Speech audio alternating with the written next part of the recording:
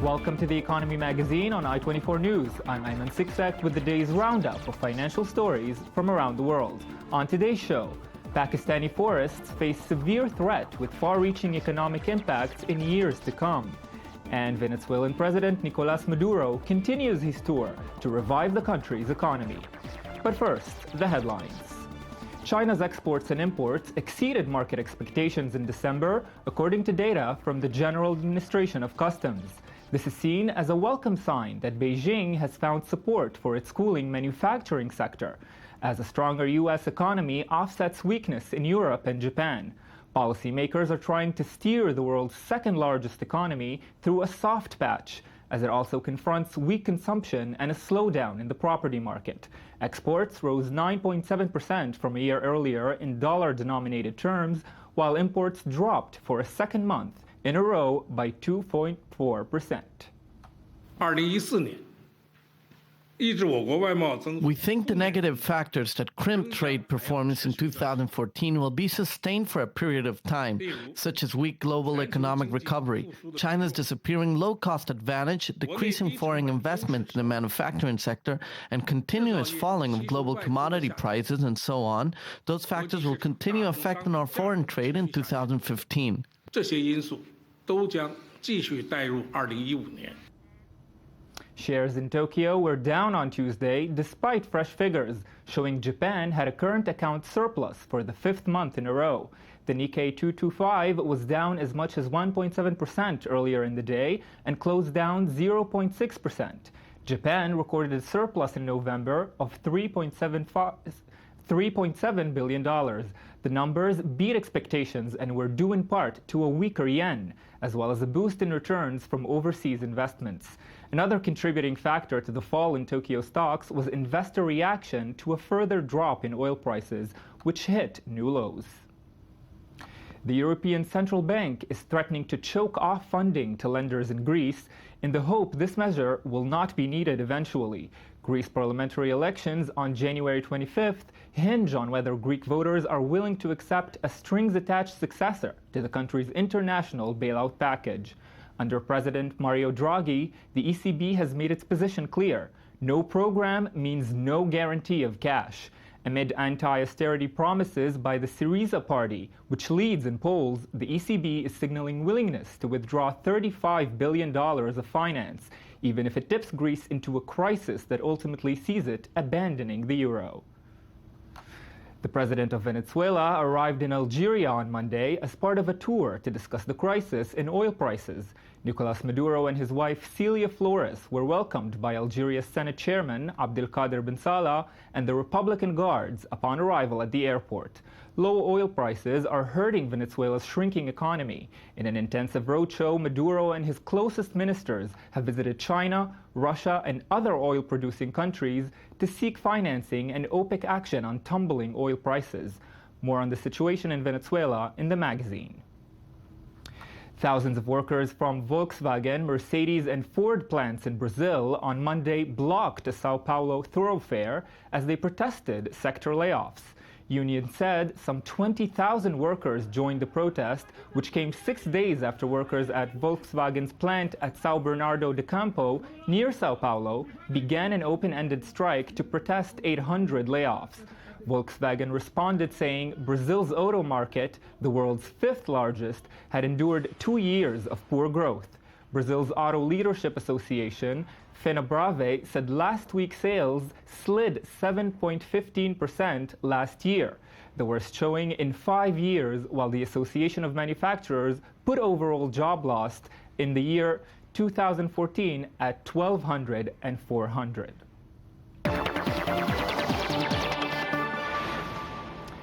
Pakistan's massive forest cover along the coastal region is dwindling. It is being cut down by individuals and the industry alike. The impacts will be far-reaching in the years to come. Daniel Roth has more.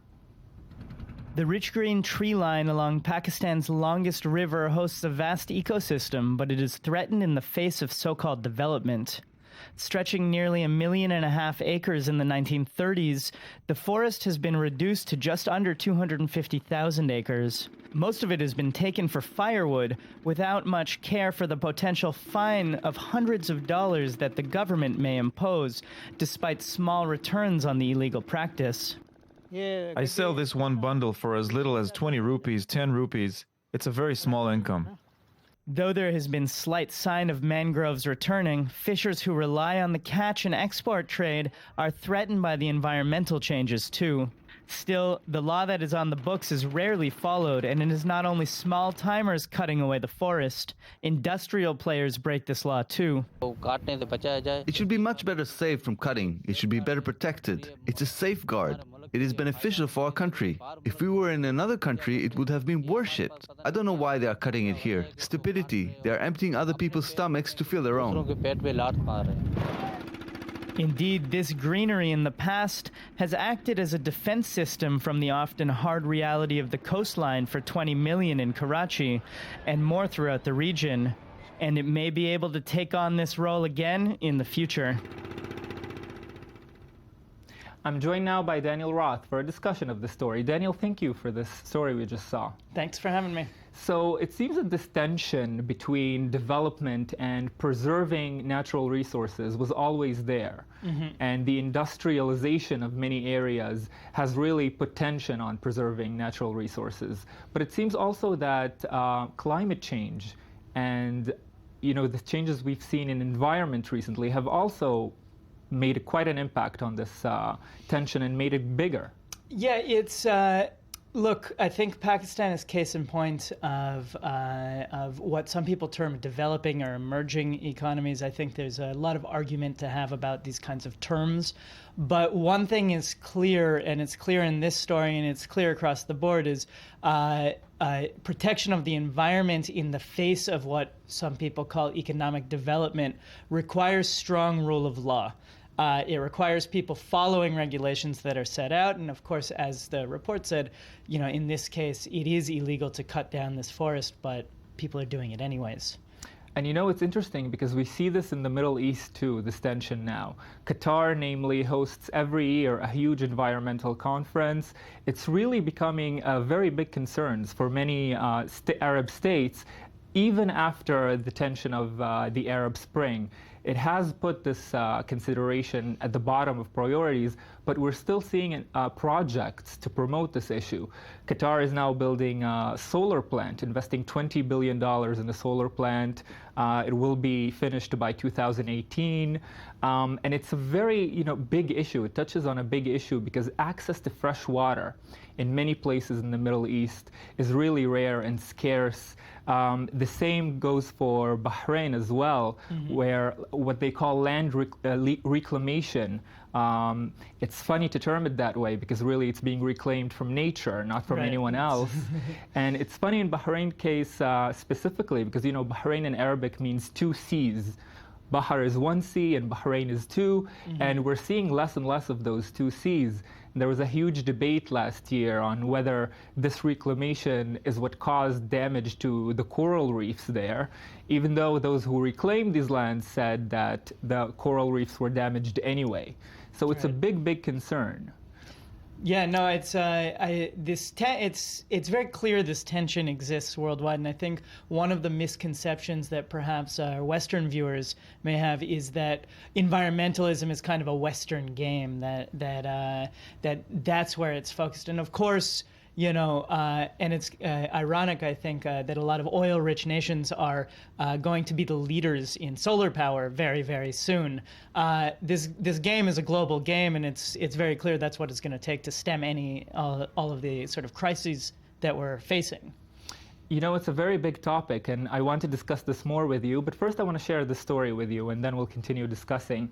As Venezuelan President Nicholas Maduro continues on his roadshow to plug some of the economic holes in his country, Venezuelans at home worry and wonder about what the future holds. More in this report. Galloping inflation, plummeting oil prices, and an economy in recession. These are tough times for Venezuela. President Nicolas Maduro, successor to the late Hugo Chavez, has traveled to China and oil-producing countries to try and prop up the country's economy. Back home, long queues outside shops testify to scarcities, and people are seeing their purchasing power weaken with inflation running at an eye-watering 63%. They give away fuel, but food is extremely expensive and you can't even find anything, not even milk or diapers. I think things aren't looking good with the drop in oil prices. I don't think the government has anything left to give if it can't give people jobs or supply shops like it should. Crude oil prices have more than halved since last June in Venezuela. This has spelled disaster for the already shrinking economy, which exports practically only oil and imports almost everything else. Maduro has promised new policies, but has failed to win over frustrated Venezuelans. There's complete uncertainty among almost all Venezuelans and foreigners living here, because since last year they have kept on implementing all kinds of measures, one after the other. Meanwhile, commentators have rejected recent changes, such as the creation of a reserve fund, as superficial and ineffective. The government is playing with a policy of inaction, which is bringing the country toward cumulative decline.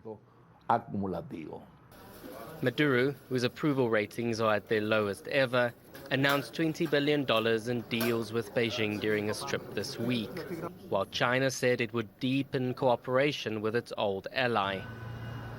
This is still far below what analysts say is needed to get the country back onto its feet. And now for more stories from the global financial media, we continue with Daniel Roth on Media Watch. So Daniel, I always enjoy discussing Canada with you, but yes. This time we're very much U.S. oriented. Yeah, very focused on the U.S., close to Canada, not far. And of course, all Americans think of themselves as just living south of Canada. That's not true. They don't think of Canada much. But the U.S. is, we were talking before about kind of environmentalism and economy in developing or emerging markets. The U.S. is considered the most developed, the most emerged, if you will. Of course, it, like most of the world's, crashed in 2008. And since then, it's been a tough time climbing back up in terms of certain economic markers. One of them they've done quite well. Last month in December, 250,000 jobs were added. This was considered a very big deal, and it should be considered a very big deal. One of the problems, though, here is that the reality is that most of those jobs are part-time jobs. Most of those jobs aren't actually paying the bills people need them to pay, so people are still struggling. So this piece in NPR that I was listening to earlier on National Public Radio was kind of talking about how unemployment isn't actually a good marker anymore. It's not a good yardstick for understanding where the economy is at. And in America, it's very, very much not a good sign necessarily that you've added 250,000 jobs. The big question is, what kind of jobs are they? It's interesting because I think this is the biggest increase in a decade in the number of jobs, and it sounds like this could have really far-reaching political meanings, because for President Obama, adding jobs has been a huge part of his campaign. Mm-hmm. What are some of the reactions in the U.S. to these numbers, to these new realities? There's two kinds of reactions. Nobody loves a sitting president, only before and after. So first of all, there's the Republicans, the opposing party, who say, listen, these numbers are lies. Look at all the part-time jobs. We can't even believe the Congressional Budget Office. Don't take these numbers without a huge heaping spoonful of salt. The other side of it is, of course, supporters who say, look, all of these jobs have been added. The Obama economy is successful. We need to continue on this path down the road.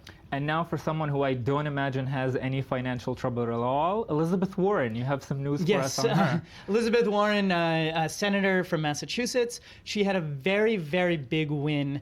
She set out to stop investment banker Antonio Weiss from taking a seat in the Department of Treasury, and she won. Why would she try to stop this? At the end of the day, she was lifted up into the Senate on the wave of the Occupy Wall Street movement, and she is speaking to that movement saying, look, this investment banker has no business in public policy. He's got no history in it and no interest in it. We need to separate government interest and private interest. Government interest must be public. And she won this battle. It's a small battle, but she won. It's fascinating because it seems like in Israel, too, people who rose on the back of this social protest, like Occupy Wall Street, are making a real difference. Absolutely. Daniel Roth, thank you very much, as always. A pleasure. That's it for The Economy Magazine for today. We're back tomorrow. Until then, visit our page on i24news.tv and join us again tomorrow for more on the economy.